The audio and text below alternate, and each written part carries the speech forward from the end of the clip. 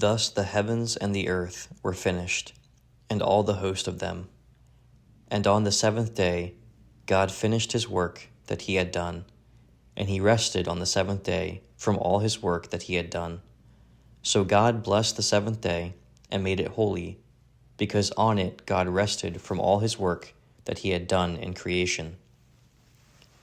These are the generations of the heavens and the earth when they were created, in the day that the Lord God made the earth and the heavens.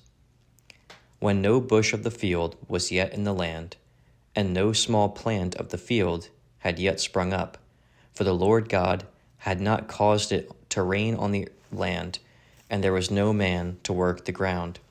And a mist was going up from the land, and was watering the whole face of the ground. Then the Lord God formed the man of dust from the ground, and breathed into his nostrils the breath of life, and the man became a living creature. And the Lord God planted a garden in Eden in the east, and there he put the man whom he had formed. And out of the ground the Lord God made to spring up every tree that is pleasant to the sight and good for food. The tree of life was in the midst of the garden, and the tree of the knowledge of good and evil.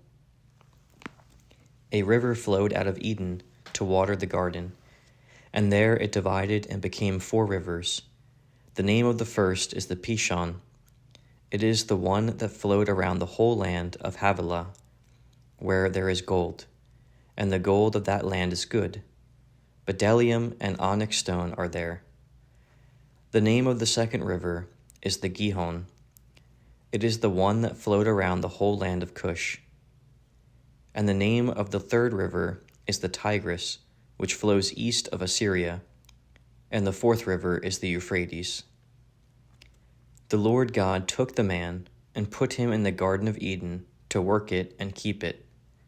And the Lord God commanded the man, saying, You may surely eat of every tree of the garden, but of the tree of the knowledge of good and evil you shall not eat, for in the day that you eat of it you shall surely die. Then the Lord God said, It is not good that the man should be alone. I will make him a helper fit for him. Now out of the ground the Lord God had formed every beast of the field and every bird of the heavens, and brought them to the man to see what he would call them. And whatever the man called every living creature, that was its name. The man gave names to all livestock, and to the birds of the heavens, and to every beast of the field. But for Adam there was not found a helper fit for him. So the Lord God caused a deep sleep to fall upon the man, and while he slept, took one of his ribs, and closed up its place with flesh. And the rib that the Lord God had taken from the man he made into a woman, and brought her to the man. Then the man said, This at last is bone of my bones and flesh of my flesh. She shall be called woman, because she was taken out of man. Therefore a man shall leave his father and his mother, and hold fast to his wife, and they shall become one flesh. And the man and his wife were both naked, and were not ashamed.